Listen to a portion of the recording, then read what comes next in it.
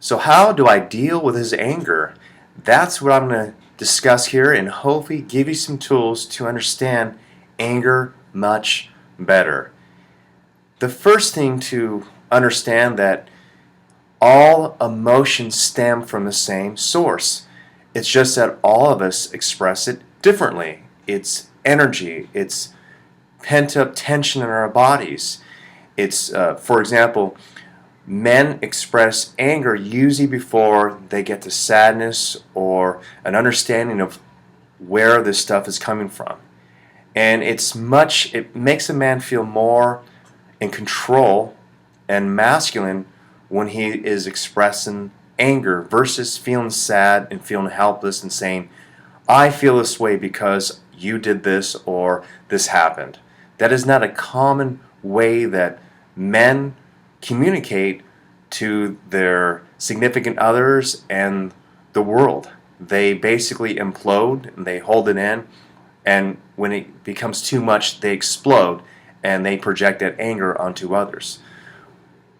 But what I'd like you to do here is just for a moment, especially if you're a woman, what if you were to be sad and be crying and a man were to say, that is unacceptable, you cannot be sad. And I know that women experience that from men. However, in our culture, it is more socially accepted for a woman to go into sadness, to be emotional, to cry.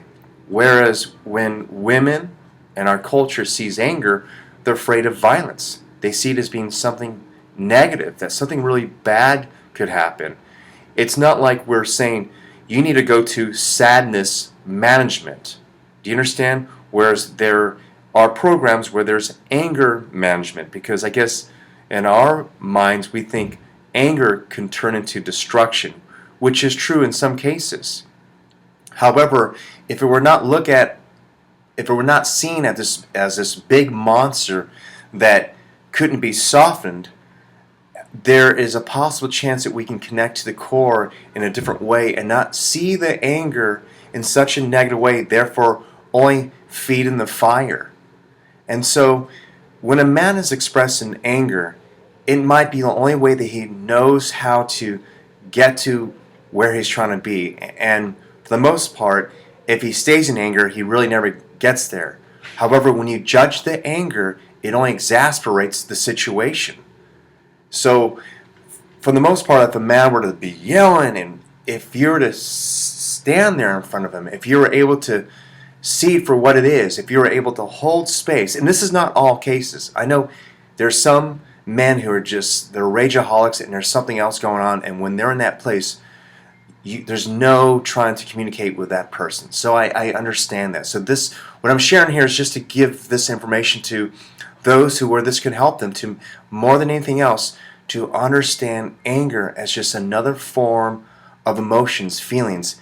And if we can take away the negativity and bring love to it and be able to soften this person who's angry, because this is the only way that they know how to communicate. And in that moment, they might not be able to get there.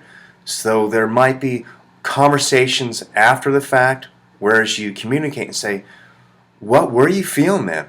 Where is that anger coming from? What are you trying to say? Rather than telling that man, you can never do that again, that is bad, and making him feel more and more ostracized for expressing something that is very natural for him, which is equivalent to women who get emotional and cry.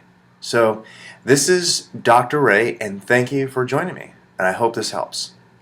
If you're being offered some free tools that could get you unstuck, would you be interested? If so, visit raydoctor.com and receive your free transformational exercises. Imagine starting each day feeling deeper love, a clearer mind, and being able to say to yourself, I really feel good. My clients love these, and so will you. Get them now for free at raydoctor.com.